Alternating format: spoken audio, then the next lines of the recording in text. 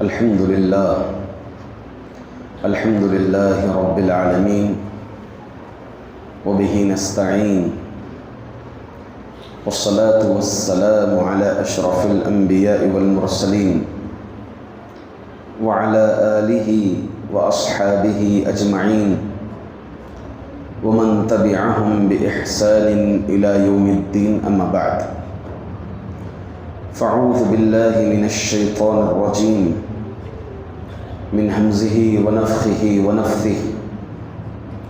يا أيها الناس قولوا لا إله إلا الله تفلحون. محترم سامعین، آج ہم نے سیقول دوسرا پارہ نماز تراویح میں ختم کیا. جیسا کہ کل ہماری گفتگو ہوئی تھی کہ عقیدے سے متعلق بعض مسائل ہم روزانہ بعد تراویح جانیں گے. کل کے درس میں آپ کے سامنے بات آئی تھی کہ اسلام اور ایمان کیا ہے. آج کے درس میں کلمہ توحید لا الہ الا اللہ، اس کی فضیلتیں کیا ہیں اور اس کا معنی کیا ہے. لا الہ الا اللہ، اس کے دو ارکان ہیں، ایک لا الہ، دوسرا الا اللہ. لا الہ نہیں ہے کوئی بھی معبود الا اللہ، سوائے اللہ کے.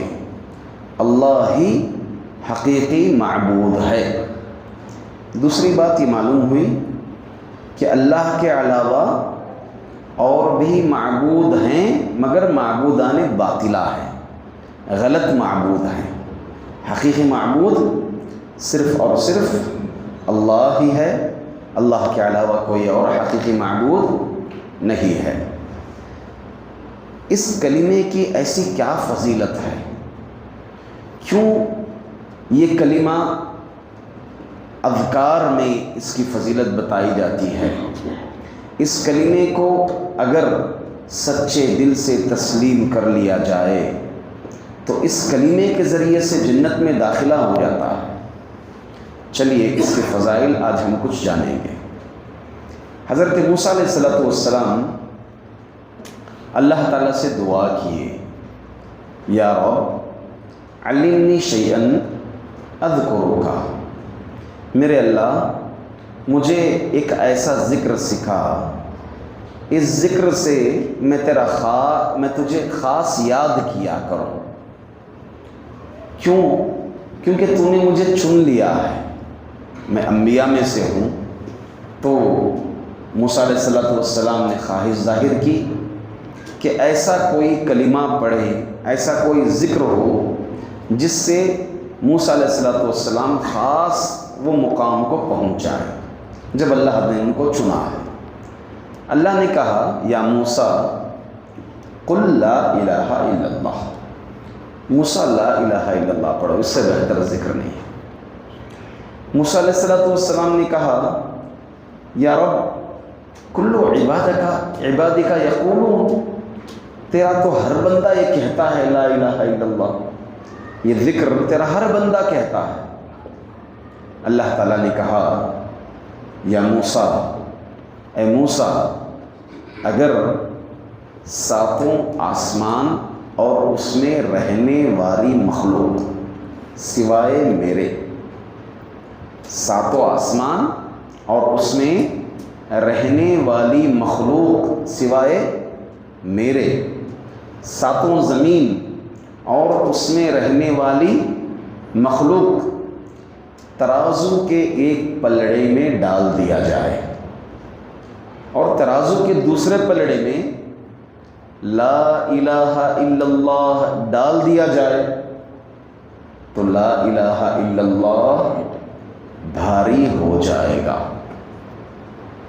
تو معلوم یہ ہوا یہ کلمہ اللہ تعالیٰ کو اتنا محبوب ہے کہ ساتوں آسمان، ساتوں زمین، ہر مخلوق، ہر ذکر سے افضل اللہ کے نزدیک یہی کلمہ ہے۔ اسی لیے اس کی فضیلت ایک اور مقام پر اس طرح آئی کہ اللہ کے رسول صلی اللہ علیہ وسلم نے فرمایا، جو کوئی لا الہ الا اللہ وحدہ لا شریک لہ لہ الملک وَلَهُ الْحَمْدُ وَهُوَ عَلَى كُلِّ شَيْءٍ قَدِيرٌ صبح میں 100 مرتبہ پڑھ لیں، صبح میں 100 مرتبہ پڑھ لیں تو اس کے لیے 5 فضائل وارد ہیں۔ نمبر 1، اللہ تعالیٰ اس کے 100 گناہوں کو معاف فرما دیتے ہیں۔ نمبر 2، اللہ تعالیٰ اس کے حق میں 100 نیکیاں لکھ دیتے ہیں۔ نمبر 3، اس کے بدلے 10 غلام آزاد کرنے کا بدلہ ملے گا، ثواب ملے گا، اور ایک روایت میں ہے بنو اسماعیل کے 10 غلام آزاد کرنے کا اجر ملے گا۔ نمبر 4، اللہ تعالیٰ کے نزدیک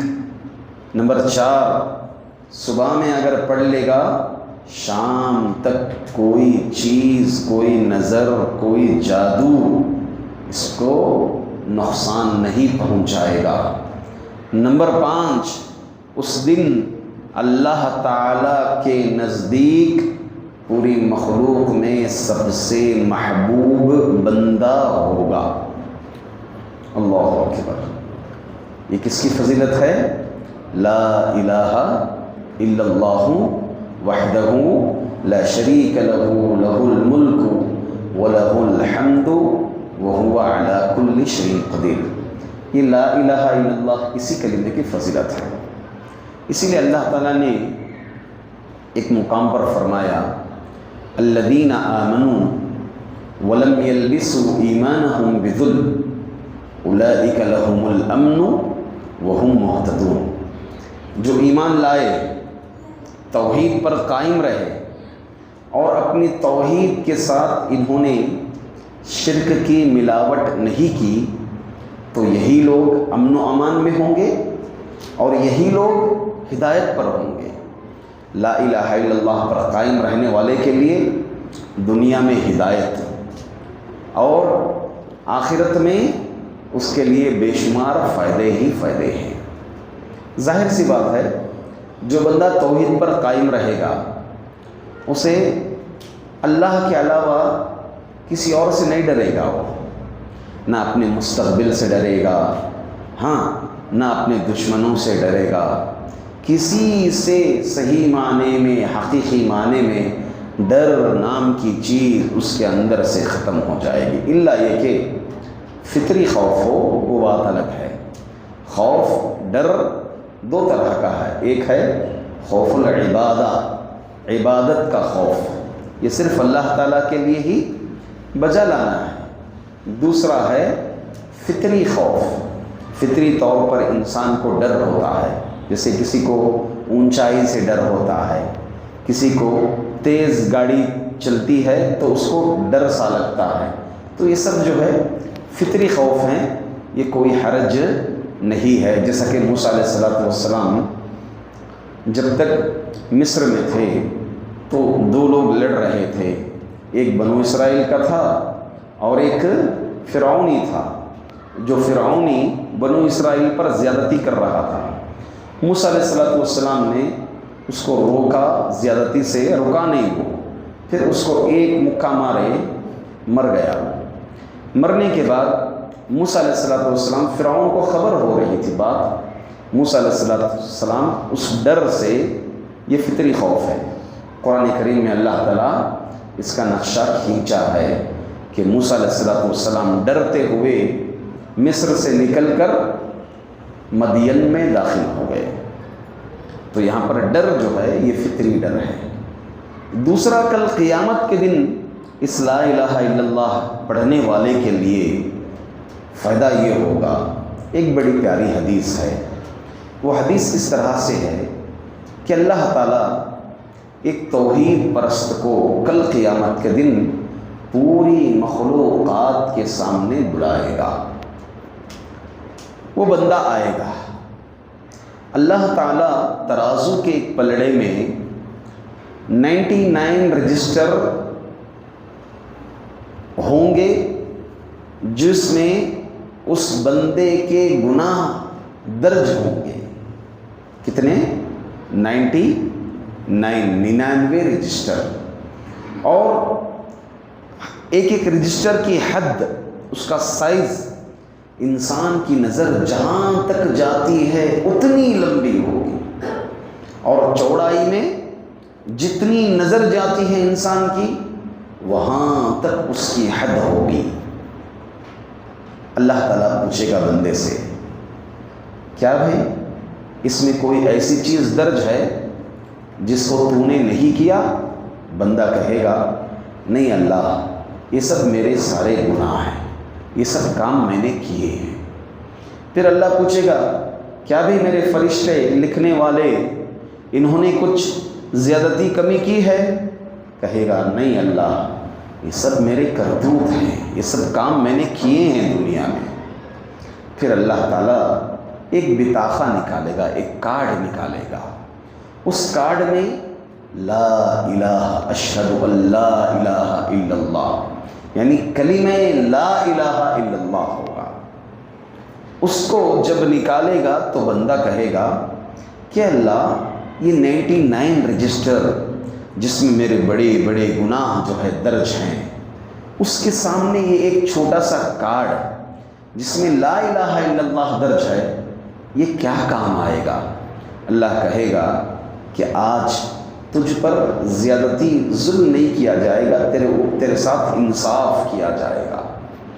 پھر اس لا الہ الا اللہ کے کارڈ کو ترازو کے دوسرے پلڑے میں ڈالا جائے گا، 99 رجسٹر پر وہ کارڈ بھاری ہو جائے گا۔ پھر اللہ تعالیٰ اس کے بدلے اس کو جنت میں داخل فرما دے گا۔ اللہ اکبر۔ یہ لا الہ الا اللہ کے فضائل ہیں۔ ہم سمجھتے ہیں کہ بھائی ہم تو توحید قبول لیے، توحید جان لیے، اب ہم کو توحید جاننے کی ضرورت نہیں ہے، ہمیں ڈیپ سے اور دیگر چیزیں جاننا ہے۔ اچھی بات ہے، مگر توحید میں داخل ہونا ہی ضروری نہیں ہے، بلکہ توحید کو بڑی گہرائی سے جاننا ہے۔ حضرت ابراہیم علیہ السلام کیا دعا کرتے ہیں؟ وَجْنُبْنِي وَبَنِيَّ أَن نَّعْبُدَ الْأَصْنَامَ، اے اللہ مجھے بھی میری اولاد کو بھی بتوں کی عبادت سے بچا لے۔ حضرت ابراہیم علیہ السلام توحید پر نہیں تھے، توحید پر نہیں تھے۔ اللہ اکبر۔ ان ابراہیم کان امہ، اللہ نے کہا ابراہیم ایک امت تھے، توحید پر نبی نہ ہو یہ سوچ بھی نہیں سکتے ہم۔ نبی نے دعا کی کہ اے اللہ مجھے بتوں کی عبادت سے، میرے بچوں کو بتوں کی عبادت سے بچا لے، مجھے اور میرے بچوں۔ تو انسان کبھی بھی شرک میں ڈوب سکتا ہے، اس لیے توحید کو بار بار اس کو سننا چاہیے، شرک کے متعلق جو خامیاں ہیں اس کو جاننا چاہیے، پہچاننا چاہیے، تبھی وہ توحید پر گامزن رہے گا، قائم رہے گا۔ حضرت نوح علیہ السلام کتنے سال دعوت کا کام کیے؟ بولیے کتنے سال؟ 950 سال۔ 950 سال۔ آپ اٹھائیے قرآن کریم، نوح علیہ السلام جو بھی پیغام دیا اپنی قوم کو، ایک ہی ٹاپک تھا، کیا؟ توحید۔ ایک ہی ٹاپک، توحید۔ اللہ کے رسول صلی اللہ علیہ وسلم کتنے سال تبلیغ کی؟ 23 سال۔ مکے میں کیا ٹاپک تھا؟ 13 سال مکے میں تھے، تو 13 سال ایک ہی ٹاپک، کیا؟ توحید۔ کیا مکے میں باجماعت نماز ادا کیے؟ 5 وقتہ نمازیں فرض تھے؟ نہیں، مدینہ آنے کے بعد ہی۔ روزے کب فرض ہوئے؟ مدینہ آنے کے بعد ہی۔ روزوں کے مسائل، نماز کے مسائل، زکوٰۃ کے مسائل، حج کے مسائل، جہاد کے مسائل، پھر اسی طرح سے عقیقے کے مسائل، قربانی کے احکام اور مسائل، ہاں بچے، چھوٹے بچے کے مسائل، یہ سب چیزیں، پھر قضا یعنی فیصلے جو کیے گئے، زنا کی سزا، چوری کی سزا، ہاں اسی طرح سے زنا، چوری، شراب پینے کی سزا، یہ سب کہاں آئیں؟ مدینے میں آئے۔ بقیہ جتنے ٹاپکس ہیں 10 سال میں آئے، اور وہ 10 سال میں توحید بھی ایک ٹاپک تھا ساتھ میں، مگر 13 سال ایک ہی ٹاپک، یا ایھا الناس قولوا لا الہ الا اللہ تفلحون۔ اللہ تعالیٰ سے دعا ہے کہ اللہ تعالیٰ ہم تمام کو توحید پر قائم رہنے کی توفیق عطا فرمائے، اور یاد رکھیں کہ ہمارا روزہ قبول ہونے کے لیے شرط توحید ہے۔ من صام رمضان ایمانا واحتسابا غفر له ما تقدم من ذنبه، جو کوئی ماہ رمضان کے روزے ایمان کے ساتھ، ایمان کیا ہے؟ توحید، اگر توحید پر نہیں رہا کوئی بندہ، اس کی زندگی میں شرک رہا، شرک کرتا رہا وہ، تو اس کے روزے کیا ہیں؟ ضائع ہیں، روزے قبول نہیں ہوں گے۔ روزہ قبول ہونے کے لیے شرط کیا ہے؟ ایمان واحتسابا غفر له ما تقدم من ذنبه۔ اللہ تعالیٰ سے دوبارہ دعا ہے کہ اللہ تعالیٰ ہم تمام کو جب تک زندہ رکھے کلمہ توحید لا الہ الا اللہ پر زندہ رکھے، آمین۔ وآخر دعوانا ان الحمد للہ رب العالمین۔